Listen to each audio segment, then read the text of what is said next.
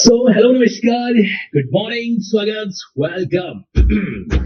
So, we are ready for another session and I wish everything's perfect. और आप लोगों को शायद पुरानी वाली क्लास भी थोड़ी थोड़ी याद होगी, ऐसी गलत फहमी में लेके चल रहा हूँ और इसी प्रिजम्पशन को ध्यान में रखते हुए आज के इस सेशन को अपन क्या करने वाले हैं, डीरेशो करने वाले हैं। सीधे मुद्दे पर आते हैं, पर उससे पहले कुछ सवाल जवाब। मुझे ये बताइए कि जब कभी भी एप्लीकेशन फाइल की जाती है डोमेस्टिक वायलेंस की, तो वो कौन से सेक्शन में फाइल की जाती है? फटाफट आंसर आना चाहिए।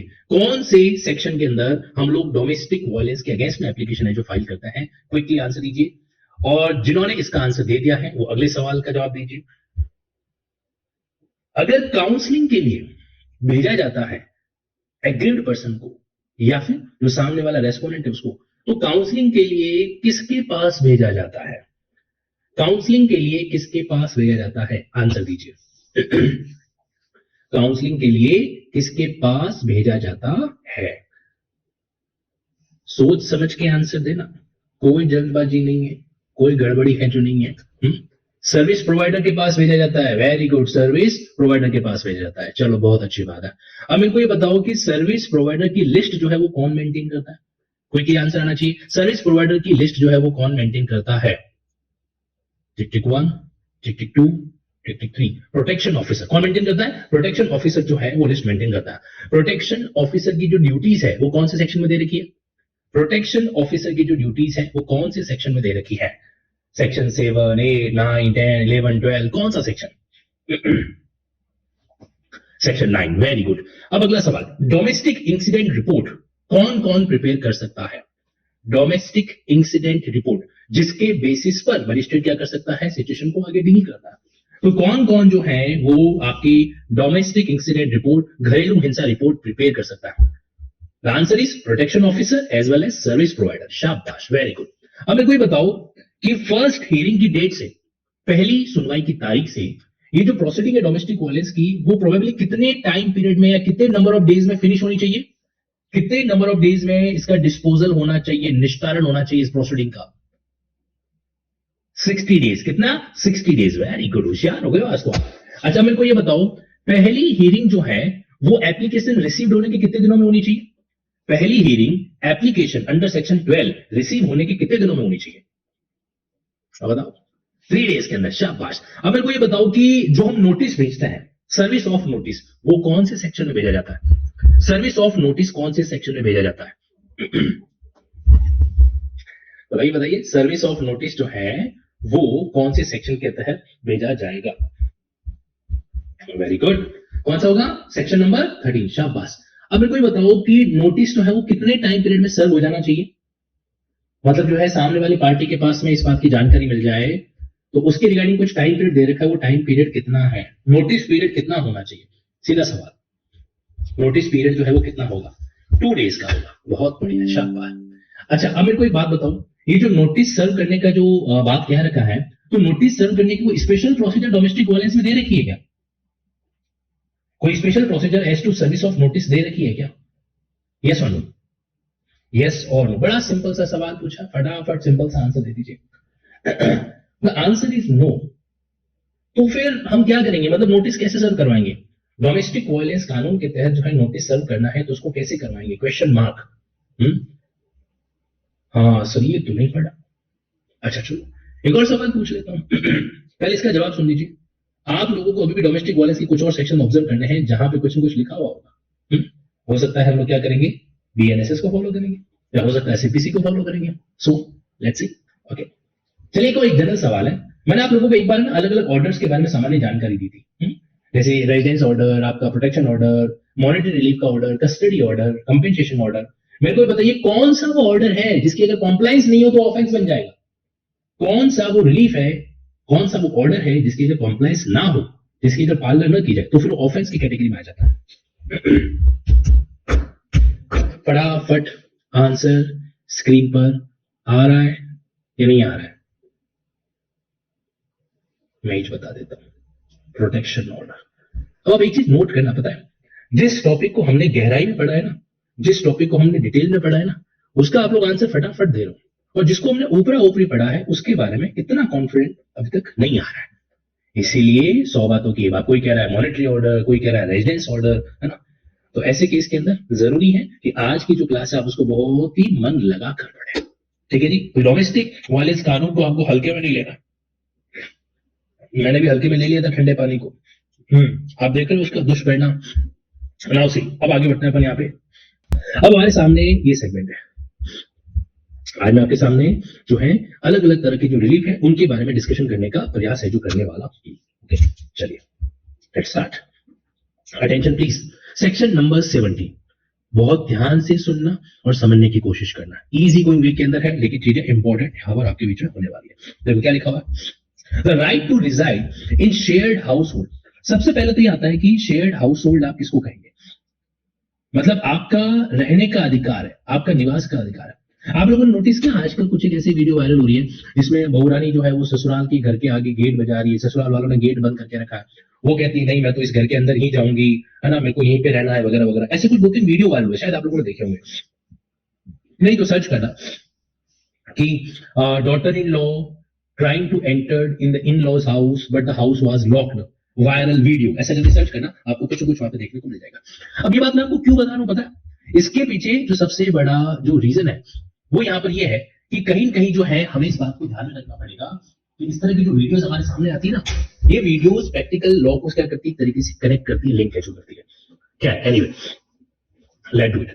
तो यहाँ पर आपके सामने क्या लिखा हुआ है, notwithstanding anything containing any other law for the timing in force, bracket में डालो इसको, किसी भी दूसरे कानून में कुछ भी लिखा हुआ हो, वी डोंट केयर, इसे कहा जाता है ओवरराइडिंग इफेक्ट। अगर आपको बेरेट पढ़ते समय कहीं पर भी ये लाइन अगर नजर आती है तो इसका मतलब ये है कि जिस सेक्शन के बारे में आप पढ़ रहे हैं उस सेक्शन का जो स्टेटस है वो एक तरीके से ओवरराइडिंग नेचर का है। ओवरराइडिंग नेचर का यहाँ पे मतलब ये हुआ कि वो एक तरीके से किसी अन्य कानून में कुछ अगर विपरीत भी लिखा हुआ है ना तो उसको भी क्या करेगा, ओवरलैप है जो करेगा। Okay, now see, every woman in a domestic relationship, कोई भी महिला जो किसी डोमेस्टिक रिलेशनशिप में है, shall have the right to reside, तो उस महिला के पास में राइट है, in the shared household, चाहे whether not she has any right, title और beneficial interest in the same, चाहे भले ही उस मकान में, उस घर में उसका कोई भी राइट, उसका कोई भी मालिकाना हक या फिर उसका कोई भी बेनिफिशियल इंटरेस्ट है या नहीं है। अब देखो, आप इस पॉइंट को सिर्फ ससुराल के हिसाब से मत सुनना। देखो क्या होता है, जैसे मान लीजिए कि कोई अनमैरिड गर्ल है, तो अनमैरिड गर्ल है और जो उसके भाई वगैरह हैं उनकी सबकी शादी वादी हो गई, फिर भाभी वगैरह आ गई, तो भाभी, अब माता पिता जी की डेथ वेथ हो गई, अब वो भाभी कह रही कि भाई तुम तुम्हारे घर पर जाओ, यहाँ पर मैं और मेरा पति और मेरी परिवार की फैमिली है जो यहाँ पर रहेगी, ऐसा करके। तो क्या उस भाभी के पास ये राइट है कि वो उस अनमैरिड बहन को घर से निकाल दे है? और अगर निकाल देते हैं तो क्या सेक्शन 17 के तहत वहां पर उसको कुछ अधिकार मिलेगा? हाँ बिल्कुल मिलेगा। ध्यान रखना, डोमेस्टिक वायलेंस कहीं पर भी ये नहीं कहता है कि डोमेस्टिक वायलेंस सिर्फ ससुराल वाले कर सकते हैं, ठीक है। डोमेस्टिक वायलेंस इवन अगर बायोलॉजिकल फैमिली के अंदर भी होता है, जहां पे उसका जन्म हुआ है, जहां पे उसकी परवरिश है जो हो रखी है, तो वहां पर भी आप क्या कर सकते हैं, इसका कानून का इस्तेमाल है जो कर सकते हैं। तो ये ना, ये जो सेक्शन 17 सबसेक्शन 1 है, ये बेसिकली एक सब्सटेंटिव राइट देता है। कायदे से देखा जाए तो ये कोई रेमेडी नहीं है, ये एक सब्सटेंटिव राइट है। अब इस राइट को अगर कोई व्यक्ति वॉयलेट करता है तो हम कोर्ट के पास में जाता है, तो हम क्या करते हैं, कोर्ट के पास जाते हैं और इस राइट को एक तरीके से इन्फोर्स है जो करवाता है, ठीक है। तो ये है सब्सटेंटिव राइट। तो आप ये कह सकते हैं कि 17 सबसेक्शन 1 जो है वो क्या है, एक तरीके से सब्सटेंटिव प्रोविजन है, सालवान है, क्योंकि ये आपको एक राइट देता है। देखो इसकी हेडिंग में भी क्या लिखा हुआ है, राइट टू रिजाइड। अब आगे देखो, aggrieved person shall not be evicted और excluded from the shared household और any part of it by the respondent save in accordance with the procedure established by law. अब वही बात है, जैसे आप लोग आर्टिकल 21 नहीं पढ़ते, no person shall be deprived of the life and personal liberty except the procedure established by law. ये डायलॉग आप लोगों ने शायद वहां पर सुना होगा। तो उसी तरीके का डायलॉग यहां पर भी है कि भाई अगर कोई प्रोसीजर एस्टैब्लिश्ड बाय लॉ है, यानी कि अगर कोई कानून की प्रक्रिया है, उससे आप उसको अलग कर रहे हो, वो एक सेपरेट चीज हो गई। अदरवाइज क्या नहीं किया जा सकता, उसको इस तरीके से इविक्ट है जो नहीं किया जा सकता। इविक्ट करने का मतलब होता है बेदखल करना, बेदखल यानी कि घर से बाहर निकाल देना। इसके लिए जो कानूनी वर्ड हम इस्तेमाल करते हैं ना, वो होता है इविक्शन।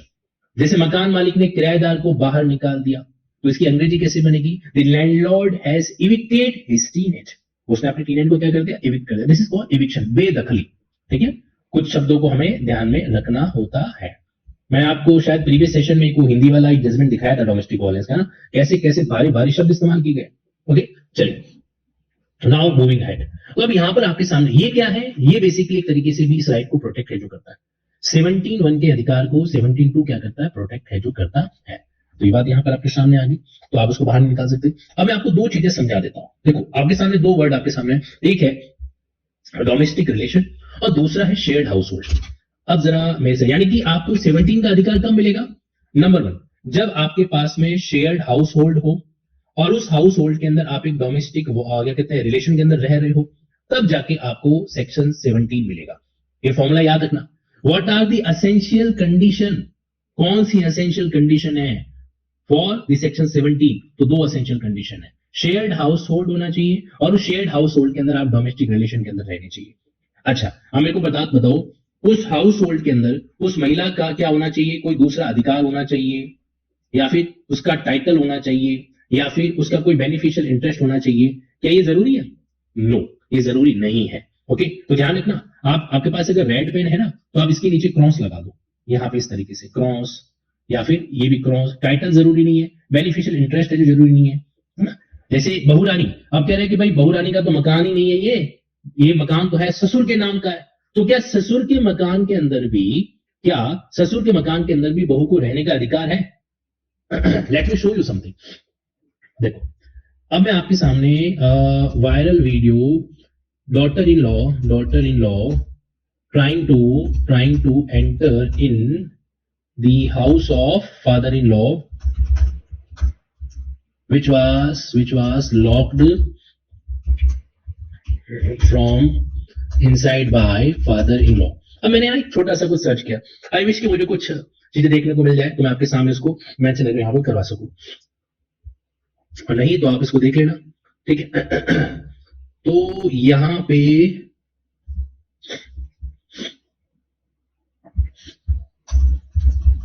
बहुरानी ने किया घर में घुसने का प्रयास।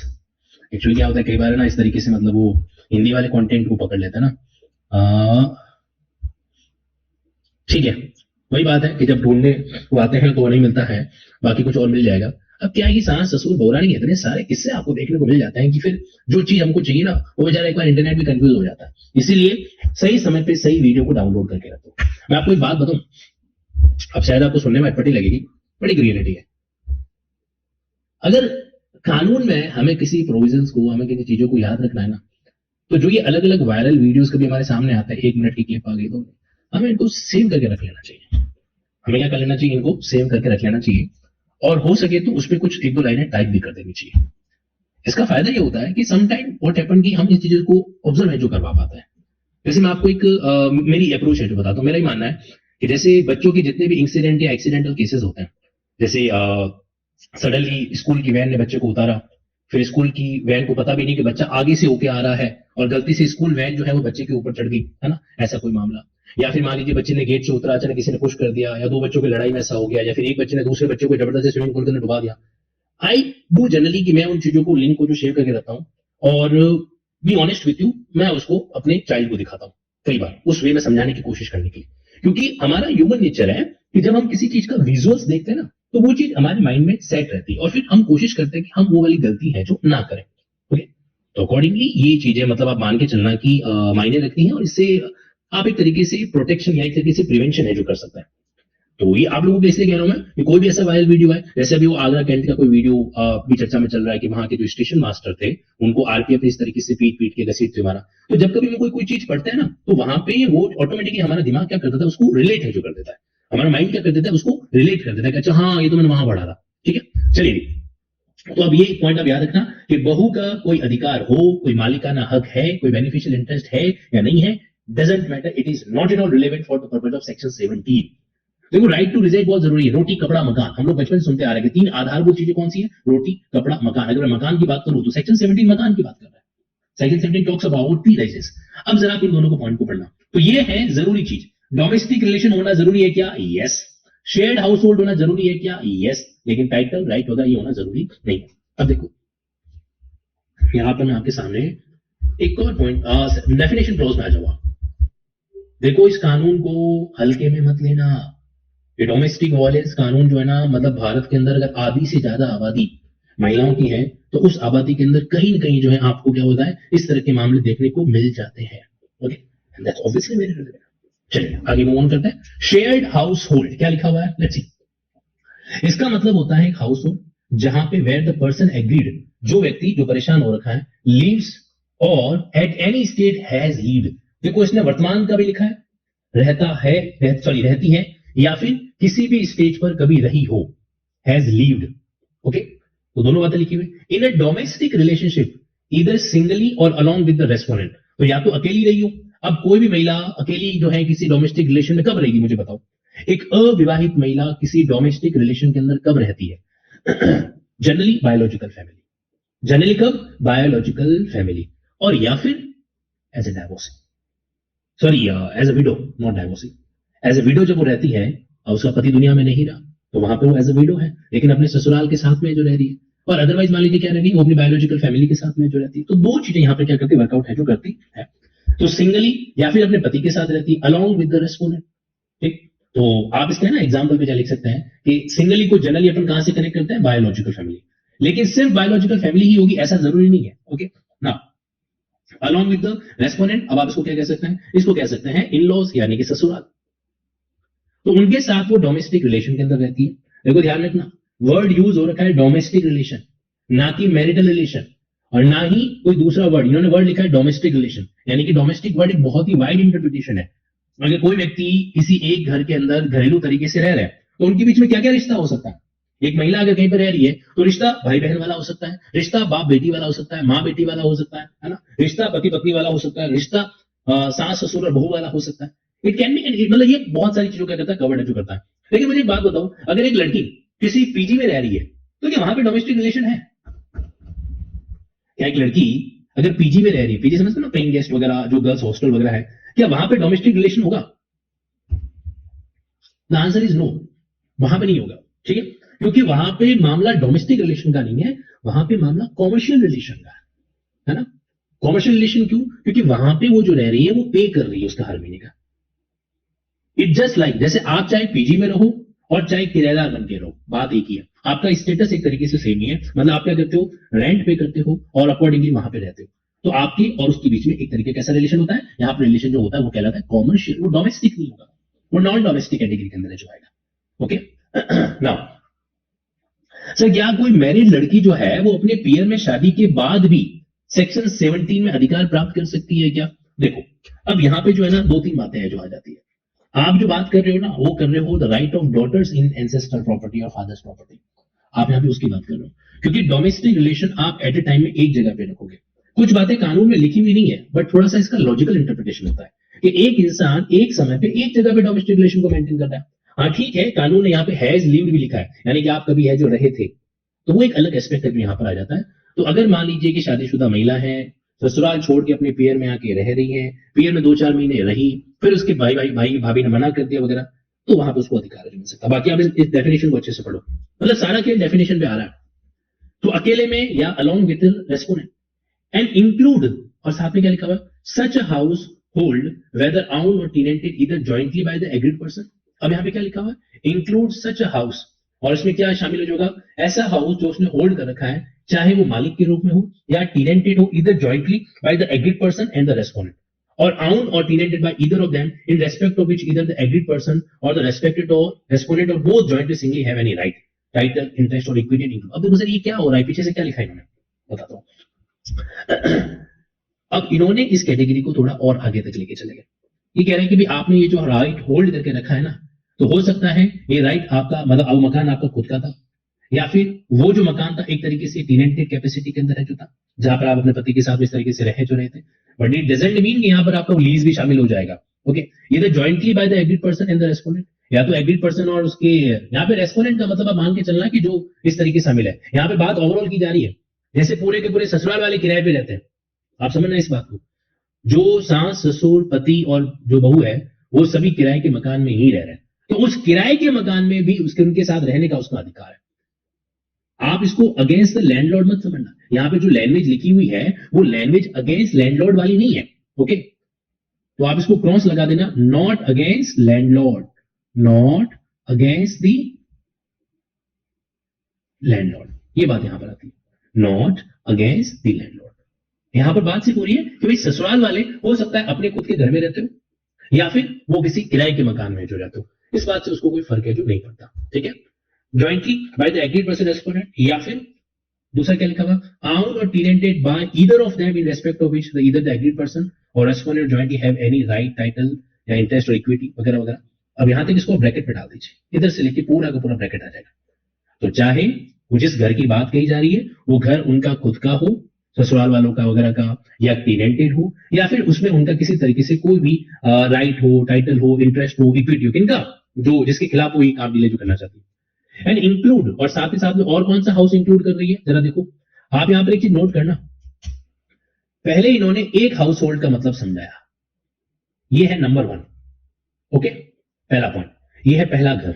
दूसरा, फिर इंक्लूड सच अ हाउस। अब यहां पे जो लिखा हुआ ना इंक्लूड सच हाउस, तो इसमें वो घर भी शामिल है। तो अब देखो ना, तो इस पॉइंट ऑफ व्यू से आपके बीच में यहां पे दूसरे हाउस की बात की जा रही है, इन्होंने सेकंड कैटेगरी को समझाया। फिर आप अगर नीचे आओगे तो तीसरा एक और पॉइंट आ रहा है, include such a house hold, इस तरह के हाउस होल्ड, ये फिर आपकी तीसरी डेफिनेशन आ गई। तो इन्होंने 3 कैटेगरी के हाउस होल्ड को इसमें शामिल किया है। यू नीड टू अंडरस्टैंड, हम यहां पे क्या कर रहे हैं, इस डेफिनेशन का ब्रेकअप कर रहे हैं।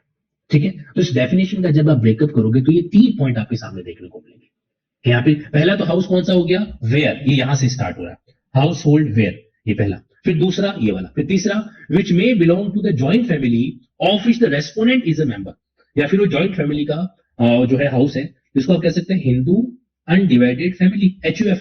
ओके, ऑफ जिसमें क्या है, रेस्पोनेंट जो है एक मेंबर है, irrespective whether the respondent or the agreed person has any right or not, उसमें अधिकार हो या नहीं। मतलब आप अगर यहाँ पे ना एक डायग्रामेटिक स्ट्रक्चर अगर तैयार करें तो किस वे में आपके सामने चीज देखने को मिलेगी, आइए मैं आपको एक्सप्लेन करता हूं। जैसे देखो यहाँ पे आपके सामने जो डेफिनेशन क्लॉज आ रहा है वो कौन सा आ रहा है, क्लॉज S का आ रहा है। हम क्या पढ़ रहे हैं, हम जो आपका सेक्शन नंबर 2 है इसकी जो डेफिनेशन है उनके बारे में ऑब्जर्वेशन है जो कर रहे हैं। तो सेक्शन 2 का क्लॉज H इसके बारे में बात है जो करता है। तो यहाँ पे लिख लेता हूं मैं, देखो डोमेस्टिक वायलेंस एक्ट और section number 2 clause S। Is it visible to you? Hello, सो गए ऑनलाइन कैंडिडेट्स को मुझे जगाना पड़ेगा, कैसे जगाऊं मैं, तुम सुन रहे हो मेरी बात? हेलो, हाँ नहीं, अच्छा जगे, ओके ओके ओके, ठीक ठीक ठीक। कई बार क्या होता है, मतलब इंसान पढ़ते पढ़ते पढ़ते पढ़ते पढ़ते पढ़ते इतना खो जाता है कि अचानक उसकी आंख लग जाती है और उसको लगता है नींद में बढ़ाया जा रहा है ना, ऐसा होगा। तो बीच बीच में पूछना पड़ता है। खैर एनीवे कोई बात नहीं, अब मुझे पता चल गया है कि चूंकि आप लोग क्लास अटेंड कर रहे हैं तो शेयर्ड हाउस होल्ड जो वर्ड यूज हो रखा है इसको हम क्या करेंगे, 3 कैटेगरी में डिवाइड करेंगे। शेयर्ड हाउस होल्ड, साझी गृहस्थी, यहां पे आपके 3 अलग अलग जो है क्या होंगे, एंगल हैं जो देखने को मिलेंगे, 1 2 3, 3 कैटेगरी। पहली कैटेगरी में क्या आ जाएगा, ऐसा हाउस होल्ड जहां पे एग्रीड पर्सन क्या करता है, रहता है या रह चुका है किसमें, डोमेस्टिक रिलेशन के अंदर, या तो सिंगली या अलोंग विद द रेस्पोनेंट। तो अब यहां पे क्या हुआ है कि आप जो है किसी ऐसे घर के अंदर रहते, अब देखो समझना आप यानी कि ऐसा हाउस जिसमें जो एग्रीड पर्सन है AP, वो या तो AP अकेला रह चुका है या फिर AP जो है वो अपने रेस्पोनेंट के साथ में या तो रहता है, लीव्स, या हैज लीव, या रह चुका है, या तो रहता है या रह चुका है। ठीक, ये बात कीजिए कैसे रिलेशन के अंदर, तो इसने लिखा है डोमेस्टिक रिलेशन के अंदर, डोमेस्टिक रिलेशन में। अब आप एक चीज नोट करना, जब इन्होंने सेकंड और थर्ड डेफिनेशन समझाई तो इन्होंने एक और शब्द यूज किया और वो शब्द था सच, शायद आप लोगों ने नोटिस किया होगा। तो अगर ये सेकंड और थर्ड क्या बिल्कुल सेपरेट डेफिनेशन है क्या, नहीं। सेकंड और थर्ड में जो इन्होंने हाउस होल्ड की बात कही है वो बिल्कुल ही इंडिपेंडेंट क्लॉज नहीं है। मतलब ये जो क्लॉज है वो आपके इस फर्स्ट वाले पॉइंट से ही बनता है, यानी कि यहां पर जो भी बात आपके सामने आ रही है ना वो इसी से कनेक्टेड है, इसी से कनेक्टेड ये वाला पॉइंट आ जाएगा। अब सच हाउस जो है वो और क्या क्या हो सकता है, सच हाउस में इंक्लूड, सच हाउस में इंक्लूड। तो यहां पर आप इन 2 डेफिनेशन को कंटिन्यू करेंगे। सच हाउस का मतलब ये हो गया कि 2 टर्म वहां पर भी एप्लीकेबल हो जाएंगे, कौन कौन से, एक तो ये कि डोमेस्टिक रिलेशन होना चाहिए, और दूसरा ये कि या तो इस हाउस के अंदर वो रहती है, या रह चुकी है, या हैज लीव्ड। तो ये दोनों वर्ड जो है वो वहां पर भी एप्लीकेबल हो जाएंगे, इसलिए इन्होंने वर्ड क्या यूज किया है, सच हाउस। तो यहाँ पे सच का मतलब है कि वो कंडीशन यहाँ पे एप्लीकेबल होगी। अब फिर क्या लिखा है दूसरे क्लॉज के अंदर कि भाई चाहे वो क्या हो, आउट हो या टीनेंटेड हो। अभी आप नोट करते चलिए, इसको आप चाहें तो लिखते हुए, क्या है कि ऐसा जो घर है वो चाहे उनका खुद का हो, नंबर 1, या टीनेंटेड हो। ठीक है, आउन और टीनेंटेड हो, चाहे जॉइंटली हो उस एग्रीड पर्सन के द्वारा, या owned or tenanted by either of them in respect of. तो चाहे आपने उसको जॉइंटली ले रखा हो, या फिर either of them. Either of them का मतलब क्या होता है, या तो उस महिला के नाम से या फिर उसके किसी मेंबर के नाम से। तो ये जो हाउस है वो भी क्या हो जाएगा, इसके अंदर कवर्ड हो जाएगा। एग्रीड पर्सन बाय जॉइंटली और have any right, title, interest और इक्विटी। उनमें उनका किसी भी तरीके से कोई भी, किसका, एग्रीड पर्सन का या फिर उस रेस्पोंडेंट का कोई भी एक तरीके से राइट या फिर इक्विटी या फिर बेनिफिशियल इंटरेस्ट, और एक और शब्द क्या लिखा था इन्होंने, राइट, टाइटल, इंटरेस्ट और इक्विटी और टाइटल। सर एक सवाल पूछें। सर अभी थोड़ी देर पहले आपने बताया था कि इस बात से कोई फर्क नहीं पड़ता कि उसका कोई राइट है या बेनिफिशियल इंटरेस्ट है या एक तरीके से कोई टाइटल है कि नहीं है, ये आपने हमको थोड़ी देर पहले बताया था। और अभी जो हम पढ़ रहे हैं हाउस होल्ड की सेकंड परिभाषा, यहां पर तो ये लिखा हुआ है कि जो सेकंड हाउस होल्ड हो, चाहे वो जॉइंटली हो या इंडिविजुअल हो, टीनेंटेड हो या आउंड हो, जिसमें क्या होना चाहिए, एग्रीड पर्सन या उसका कोई इस तरीके का इंटरेस्ट होना चाहिए। तो सर आपको नहीं लगता ये दोनों बातें आपस में कॉन्ट्राडिक्ट हो रही है? मतलब पहले जो हमने पढ़ा उसमें तो लिखा हुआ था कि राइट, टाइटल वगैरह जरूरी नहीं है, और यहाँ पे लिखा हुआ है कि इस तरह के हाउस को भी इंक्लूड करेंगे। नहीं, आप लोगों ने जो पहले वाला पॉइंट पढ़ा था वो सेक्शन 17 का पढ़ा था, और वो पॉइंट प्योरली और प्योरली एग्रीड पर्सन के हिसाब से कनेक्टेड था। प्योरली और प्योरली आपके किसके हिसाब से कनेक्टेड था, सिर्फ और सिर्फ आपके एग्रीड पर्सन की। यानी कि सेक्शन 17 में लिखा हुआ था कि जो महिला इस तरीके से क्लेम कर रही है ना शेयर्ड हाउस होल्ड का, तो वो जहां जिस घर में क्लेम कर रही है वो घर उसका मालिकाना हक का हो, टेनेंटेड हो, ऐसा जरूरी नहीं है, कोई राइट होना चाहिए, कोई टाइटल होना चाहिए। तो वो पॉइंट सेक्शन 17 के हिसाब से था, और ये जो डेफिनेशन हम पढ़ रहे हैं ना, ये हम शेयर्ड हाउस होल्ड के हिसाब से पढ़ रहे हैं। ठीक है, तो इसलिए कोई कंफ्यूजन है जो नहीं रखना है। नाउ मूविंग अहेड, अब एक तीसरा पॉइंट और क्या लिखा हुआ है कि such a house which may belong to joint family of which the respondent is a member।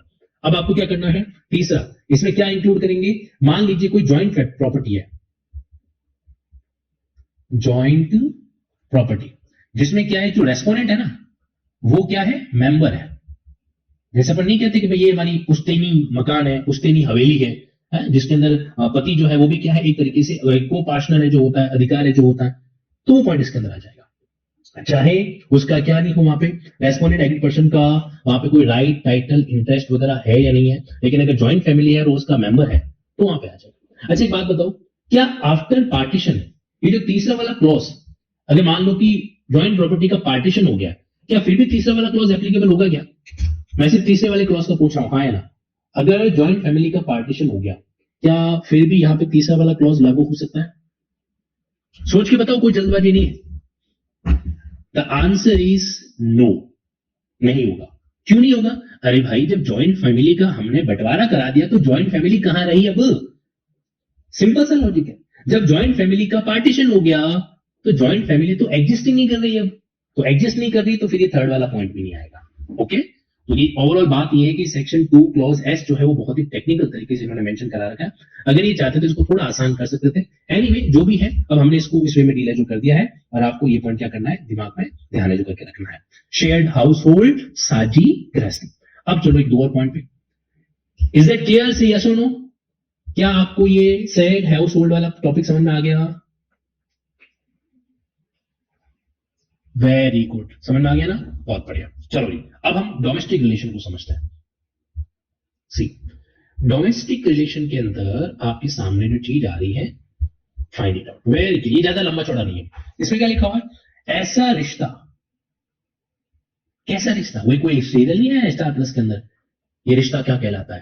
तो something like that, relationship between two person वो लिव और have at any point of time levied. यहां पर भी देखो दो शब्द आ रखे हैं, या तो रहता है, रहती है, और या फिर रह चुकी है, एनी पॉइंट ऑफ टाइम, किसी भी समय, इन शेयर्ड हाउस होल्ड। अब शेयर्ड हाउस होल्ड हम लोग पढ़ के आ गए, section 2 clause S. When they are related by consanguinity, तो वो इस तरीके से, कंजेनिटी का मतलब होता है ब्लड रिलेशन, समरक्तता, रक्त यानी कि ब्लड, हम तुम्हारा रक्त पी लेगा, हम तुम्हारा खून पी लेगा, है ना, तो कंजेनिविटी, समरक्तता। तो आप इसके ऊपर लिख लीजिए ब्लड, अगर आपको ये टेक्निकल वर्ड याद नहीं रहे तो आप उसके ऊपर ब्लड लिख दीजिए। दूसरा मैरिज, या तीसरा through a relationship in the nature of marriage, इसको क्या बोलेंगे भाई, इसको कहा जाता है लिव इन रिलेशन। क्या बोलते हैं, लिव इन रिलेशन, ऐसा रिश्ता जो शादी के जैसा है, लिव इन रिलेशन, ठीक है। और फिर क्या लिखा हुआ है, अडॉप्शन, मतलब बेसिकली इन्होंने तीनों रिश्ते कवर कर दिए जी। हमेशा कोई भी रिलेशन तीन एंगल से आता है, या तो ब्लड रिलेशन, या मैरिटल रिलेशन, या अडॉप्शन रिलेशन, ठीक है। तीन चीजों से किसी भी रिश्ते का जन्म जो होता है। तो अगर कोई भी पर्सन, स्पेसिफिकली बात करें अपन महिला की, तो कोई महिला जो है किसी शेयर्ड हाउस होल्ड में इन तीन में से किसी एक रिश्ते के कारण रह रही है, तो उसको अपन क्या बोलेंगे, और उसको अपन ये कहेंगे कि भाई ये वाला एंगल यहाँ पे आ जाएगा, कि या तो ब्लड रिलेशन, या मैरिटल रिलेशन, या फिर एक तरीके से अडॉप्शन। और मैरिड के अंदर आप लोगों को लिविंग भी कवर कर देना है। तो क्या लिविंग भी शामिल है क्या आज की तारीख में, हाँ, ये लिविंग इसके अंदर क्या हो जाएगा, शामिल है, जो हो जाएगा, ओके। एक और इन्होंने जाते जाते और जोड़ दिया कि वो फैमिली मेंबर है and living together as a joint family. ये क्या होता है भाई, family member living together joint family. देखो मैं आपको एक बात बताता हूं, जरा ध्यान से सुनना, बहुत ही इंटरेस्टिंग बात है। क्या होता है कि ब्लड रिलेशन जो है ना, वो तीन तरीके के होता है, फुल ब्लड, हाफ ब्लड, और यूटेरिन ब्लड। अब जब आप उस रिश्ते को थोड़ा और गहराई पे लेके चले जाओगे ना, तो आपको एक चीज देखने को मिलेगी, सपिंड रिलेशन या प्रोहिबिटेड रिलेशन, ऐसे वर्ड आपको देखने को मिलता है हिंदू मैरिज एक्ट के तहत। अब सपोज करो एक बहुत बड़ी फैमिली, फैमिली के मतलब पूरा का पूरा कुंबा है, एक बहुत बड़ा राजमहल है जिसमें हजारों रूम है, तो वो सब क्या करते हैं, अभी भी एक साथ ही रह रहे हैं, अभी भी कई सारे रूम है जो खाली पड़ा है, तो वो इस तरीके से पूरे के पूरे साथ में ही जो रहते हैं। तो क्या वो हवेली के अंदर कोई भी महिला अगर इस तरीके से रह रही है, और मान लीजिए कि डायरेक्टली इन तीनों में से कोई रिलेशन इसका नहीं जम रहा है, क्या फिर भी वो उसके अंदर कवर हो जाएगा क्या मामला, हाँ, अगर वो जॉइंट फैमिली की तरह रह रहे हैं तो। क्योंकि इन्होंने क्या कर दिया है, इन्होंने एक शब्द लिखा दिया है और करके। अभी और शब्द जो है ना, आप अगर देख पा रहे हो, तो इसमें इन्होंने किस तरीके से, when they are related to एक, नंबर 1, नंबर 2, ठीक है, फिर लिखा है और, यानी कि through relation the nature of marriage या अडॉप्शन, फिर 2 के अंदर मैरिज को कवर कर दिया इसके अंदर, फिर आपके आ जाएगा 3, और फिर एक तरीके से इन्होंने 4 डाल दिया, जॉइंट फैमिली मेंबर। अब हालांकि जॉइंट फैमिली मेंबर मोटा मोटी जो है वो इन तीनों रिलेशन के अंदर कवर्ड हो जाते हैं, तो अलग से नहीं लिखते तो भी मामला चल जाता, बट ठीक है लिख दिया है, तो ये कहलाता है डोमेस्टिक रिलेशन। तो आपको डोमेस्टिक रिलेशन में बस क्या करना है, ये बातें ध्यान में रखनी है, क्या, शेयर्ड हाउस होल्ड प्लस इन तीनों में से कोई भी एक रिश्ता होना चाहिए। कौन से तीनों, देखो, B for blood, M for marriage, A for adoption, ठीक है। अब मैरिज के अंदर आपका लिव इन रिलेशन भी आ जाएगा, और ब्लड के अंदर आप जॉइंट फैमिली को भी इंक्लूड है जो कर देना। चलिए अब हम वापस चलते हैं वहां पे सेक्शन 17 के अंदर। देखो क्या होता है, हमें लगता है कि भाई छोटा सा पॉइंट है, कोई दिक्कत नहीं, फटाफट पढ़ के आगे बढ़ जाएंगे, लेकिन जब तक इन चीजों की गहराई नहीं समझते ना, तब तक उसका डिटेल पॉइंट ऑफ व्यू हमारे दिमाग में सेट नहीं होता। अब यही पर्सपेक्टिव है, एक बार हमने समझ लिया, बार बार इसको एक्सप्लेन करने की आवश्यकता रहेगी नहीं। अब आप सेक्शन 17 को वापस देखो, अब आपको सेक्शन 17 थोड़ा आसानी से समझ में आएगा। क्या लिखा हुआ है, notwithstanding anything contained in any other law for the time being in force, ignore करो, every woman in domestic relation, domestic relation का मतलब 2F, डोमेस्टिक रिलेशन का मतलब क्या हो गया, 2 clause F, have the right to reside in shared household, यानी कि 2S। तो 2S और 2F अगर आप कंडीशन सेटिस्फाइड करते हो, 2S और 2F, अगर ये दो रिश्ते आपके, अगर दो बातें अगर आप साबित करते हो, तो फिर आपको राइट है जो मिल जाएगा। अब पता है, अगर मैं आंख बंद करके इस वर्ड को जरा इमेजिन करूं, डोमेस्टिक रिलेशन, आप लोग मेरे साथ साथ डील करने की कोशिश करना, ठीक है। Let me tell you the power of imagination. मैंने आईज क्लोज करी और यहां पर मैं सोच रहा हूं डोमेस्टिक रिलेशन। तो जब मैं डोमेस्टिक रिलेशन के बारे में सोच रहा हूं, गहराई से अगर सोचूं, तो मुझे बकायदा बेरेट का वो पन्ना, वो पेज मुझे आंखों के सामने दिखाई दे रहा है, बंद आंखों के सामने, जो हम लोगों ने अभी स्क्रीन पर देखा। उसमें हम देख पा रहे हैं कि डोमेस्टिक रिलेशनशिप के अंदर इन्होंने क्या लिखा हुआ है, कि कोई भी रहती है या किसी टाइम पे रह चुकी है किसी रिश्ते के अंदर, चाहे वो कंजेनिविटी वाला रिश्ता हो, ब्लड वाला, चाहे वो मैरिज वाला रिश्ता हो, या relation in the nature of marriage वाला हो, अडॉप्शन वाला हो, जॉइंट फैमिली वाला हो, तो ये सब मेरी आंखों के सामने आ रहा है। दूसरा, जब मैं सोचता हूँ शेयर्ड हाउस होल्ड, तो शेयर्ड हाउस होल्ड जब मैं सोच रहा हूँ तो मेरी आंखों के सामने वो डायग्राम आ रहा है जो भी मैंने आप लोगों के लिए बनाया था, कि शेयर्ड हाउस होल्ड में इस तरीके से 3 ब्रांचेस बना दिया। पहली ब्रांच के अंदर आपको लिखना है कि भाई आप क्या करते हो, रहते हो या रह चुके हो वगैरह वगैरह, और साथ ही साथ डोमेस्टिक रिलेशन होना चाहिए। फिर उसके अंदर हाउस के बारे में मैंने आपको बीच में और राइट साइड में एक और ड्रॉ कर दिया कि भाई इसमें ये हाउस भी शामिल है, चाहे आपका ओनरशिप का हो, चाहे टेनेंटेड हो, या फिर ज्वाइंट फैमिली वाला हो। तो क्या ऐसा हो रहा है कि जब आप सोच रहे हो या जब मैं बोल रहा था तो आपके दिमाग के अंदर वो चीजें आ रही थी, हाँ या ना? अभी जब मैं ये चीज आपके सामने बोल रहा था तो क्या आपका माइंड भी कुछ एक्सटेंड तक उसके बारे में सोच रहा था क्या? किन किन के साथ ऐसा हुआ मुझे बताइए। तो be honest with your self कि जितना आप खुद को एकदम कंजर्वेटिव या रिजर्वेटिव नेचर में रखोगे, आप अपनी बात यहां तो क्या कहीं पर भी नहीं रख पाओगे। आया तो हाँ बोलो, नहीं आया तो नो बोलो, but at least you should say that. ठीक है। So what I want to convey कि such things matter a lot. मतलब जब मैं इस तरीके से इन चीजों को वापस रिकॉल करते ना, तो वो हमारे माइंड में क्या होती है, सेट होती है, और ये बहुत जरूरी है अपने आप में। चलिए आगे बढ़ते हैं, यहाँ पर अपन वापस आ जाते हैं मेन पार्ट के अंदर, और उसी चीज को हम उस वे में ऑब्जर्व करने का प्रयास है जो करता है।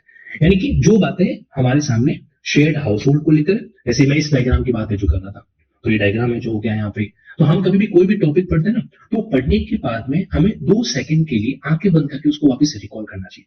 जैसे घर के अंदर एक दीवार है, दीवार पे कोई पेंटिंग हैंग की हुई है, कोई तस्वीर हैंग की हुई है, आप उसको देखो। देखने के बाद में आप अपनी आंखें बंद करो कि आपको बंद आंखों से भी कुछ सेकंड के लिए वो जो है वो इमेज दिखाई दे रही है क्या? हाँ, इसको अपन है ना, आप कह सकते हैं ये फोटो मेमोरी कह दीजिए, ऐसा कुछ ऐसी चीज होता है। That's really work. एनीवे, आ जाते हैं अपन सेक्शन नंबर 18 पे। ठीक, बट मैं सोच रहा हूँ सेक्शन नंबर 18 आज नहीं करूंगा। इसके पीछे एक रीजन है, I will explain you later. आप यहां पर आ जाइए सीधा नेक्स्ट पार्ट पे। जैसे रेजिडेंस का ऑर्डर हो गया ना, तो अब आप इसके अंदर एक चीज इसको ऑब्जर्व करो। ये देखो, सेक्शन 17 में राइट टू रिजाइड आ रहा है। सेक्शन 17 के अंदर राइट टू रिजाइड आ रहा है कि भाई आपको शेयर्ड हाउस होल्ड में रहने का अधिकार है। और सेक्शन 19 जो है वो ये डील कर रहा है रेजिडेंस ऑर्डर। तो क्या ये दोनों ही चीजें एक साथ मिल जाती है क्या? ध्यान से सुनना। सेक्शन 19 एक तरीके से आपके लिए ऑल्टरनेट व्यवस्था करवाता है। वो रेस्पोंडेंट को ये कहता है कि भाई काम करो, अगर तुम तुम्हारी फैमिली के साथ में इस महिला को नहीं रखना चाहते, ठीक है, आप एक ना उसके लिए अलग से किराए के घर की व्यवस्था करो, या फिर ये महिला अपने लिए किराए के घर की व्यवस्था कर देगी। आप क्या करो, उसको इतना हर महीने इसका जो रेंट है वो आप पे करो, something like that. This is called residence order.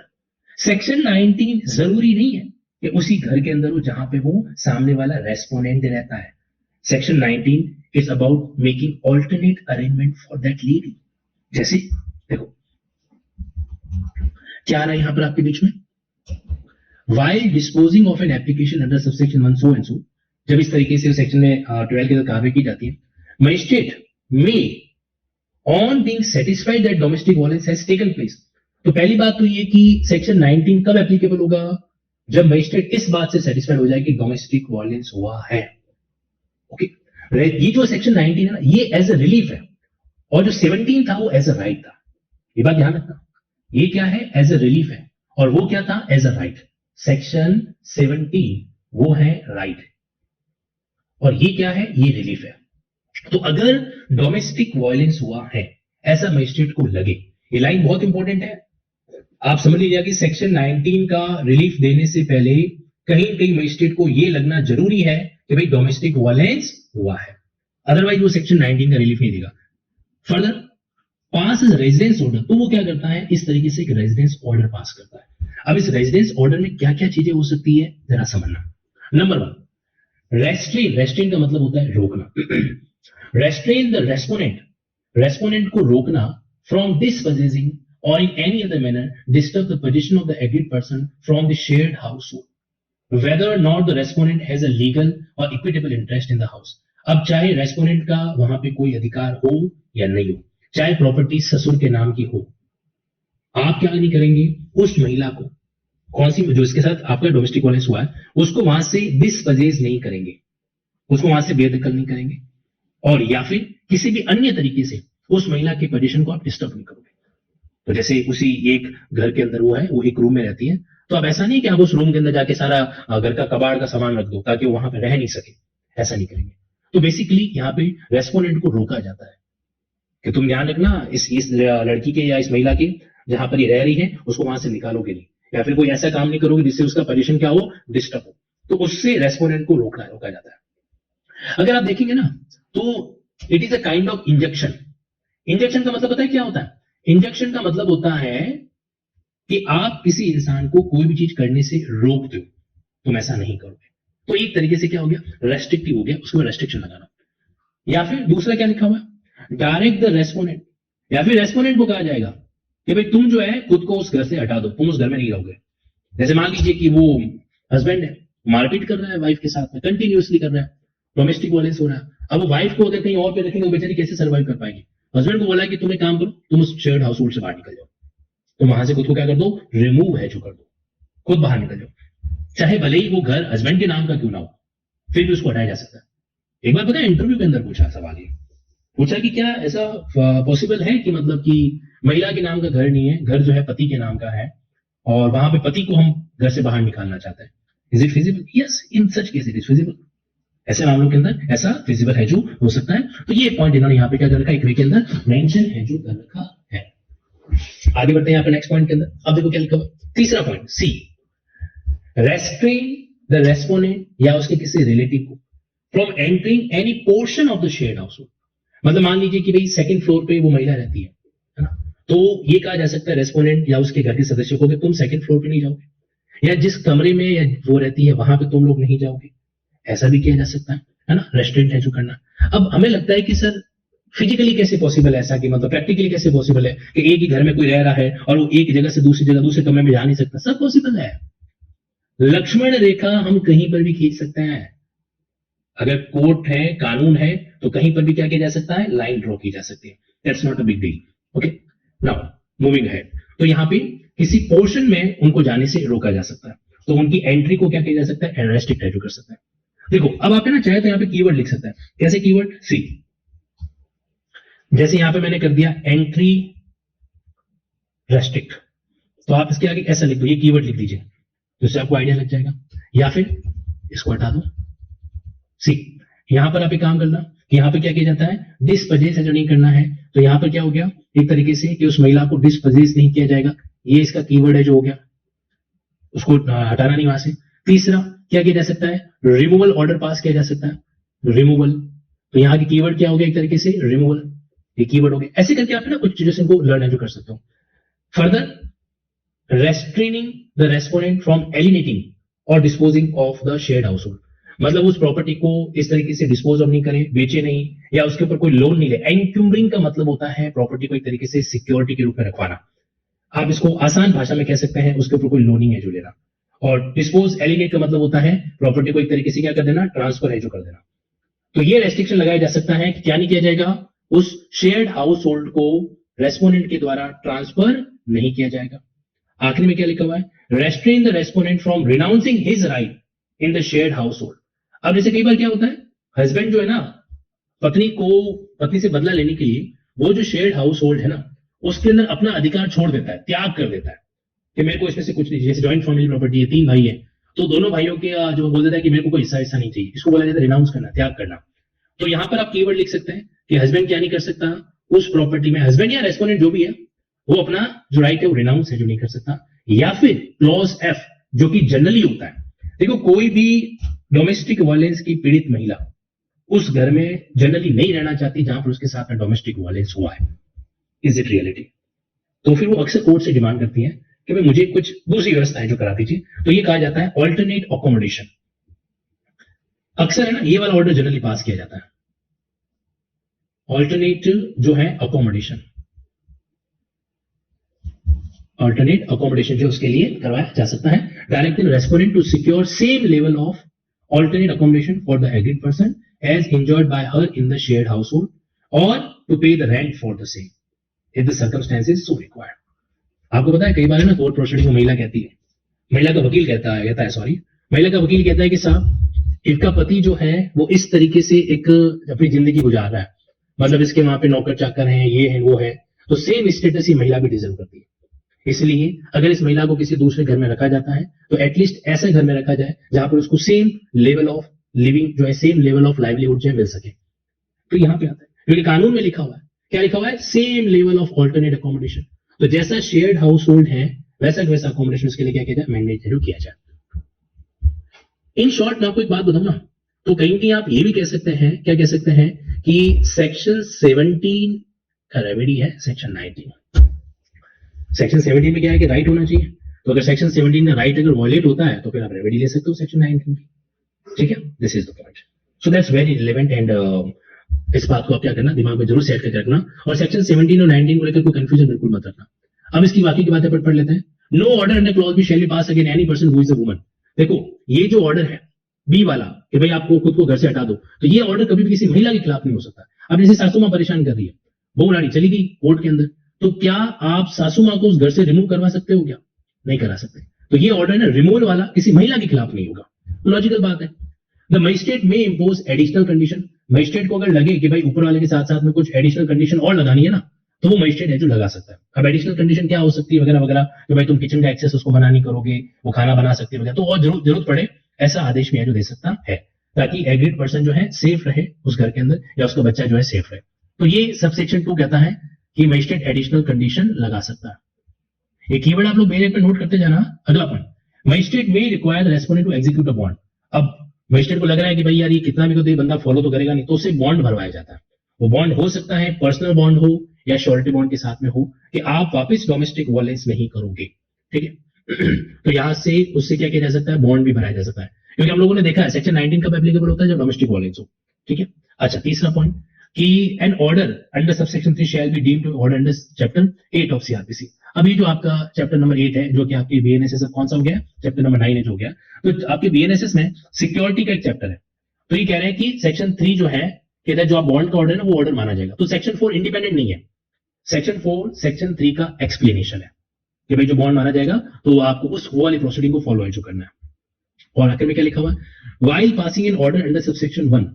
Subsection 1 में क्या था, वो जो आपके ए से लेकर एफ तक के जो 6 रिलीफ थे, ए से लेकर एफ तक, तो ये जो 6 रिलीफ आपको दे रखे हैं। सबसेक्शन 2 में क्या था, एडिशनल कंडीशन वाला पॉइंट, एडिशनल कंडीशन वाला पॉइंट। सबसेक्शन 3 में क्या था, बॉन्ड वाला पॉइंट। तो कोर्ट में also pass an order directing the officer in charge of nearest police officer to give protection to the aggrieved person और टू असिस्ट हर और the person making application on her behalf. तो यहां पे क्या होता है, इसको कहा जाता है पुलिस असिस्टेंस। पुलिस असिस्टेंस का एक तरीके से क्या किया जा सकता है, डायरेक्शन है जो दिया जा सकता है। तो क्लॉज 5 इन तीनों के साथ ये भी किया जा सकता है ताकि वो एग्रीड पर्सन थोड़ी सेफ है जो रहे। 6 में while making an order under subsection 1, ए क्या था सबसेक्शन 1, ए से लेकर एफ तक के जो पॉइंट दे रखे हैं, magistrate may impose on the respondent obligation relating to the discharge of rent and other payment having regard to the financial need and resources. तो फिर उसको पेमेंट ऑफ रेंट वगैरह के लिए भी कह सकता है। अब हालांकि पेमेंट ऑफ रेंट का पॉइंट आपके क्लॉज एफ में आया था, लेकिन वो कब था, ऑल्टरनेट रेमेडी के लिए। अब कई बार क्या है कि किराए का मकान है, जो शेयर्ड हाउस होल्ड है वो किराए का मकान है। अब कोर्ट ने कह दिया कि किराए के मकान के अंदर ये महिला है जो रहेगी, हस्बैंड को बोल दिया कि तुम अलग रहो, तो अब हस्बैंड कह रहा है मैं तो अलग ही रह रहा हूं, कि मैं उसका मकान का किराया क्यों दूं, कौन सा, वो पहले वाला। तो यहाँ पे कोर्ट जरूरत पड़ने पर ऐसा आदेश भी दे सकता है कि आप उस मकान का भी किराया आप पे करोगे। ठीक, तो ये एक तरीके से रेंट पेमेंट का ऑल्टरनेट ऑप्शन जो है या आदेश जो है वो कोर्ट दे सकता है। लास्ट में magistrate may direct the officer in charge of police station, जिसके जुरिस्डिक्शन के अंदर of the police in which jurisdiction the magistrate has been approached to assist in the implementation of protection order.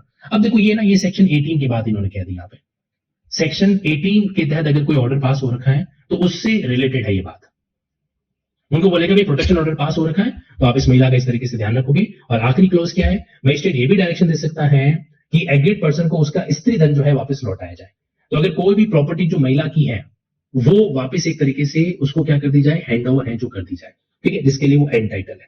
तो ये last में आपके आगे स्त्री धन वाला पॉइंट, मतलब कि सेक्शन 19 सिर्फ एक पॉइंट तक ब्लॉक नहीं है, एक पॉइंट तक कन्फाइन करके खुद को नहीं बैठा है, इसमें इन्होंने मल्टीपल चीजों को क्या कर रखा है, इंक्लूड एजू कर रखा है। बट मोटा मोटी जो इसके अंदर की सेक्शन है वो कौन सा है, 19 सबसेक्शन 1।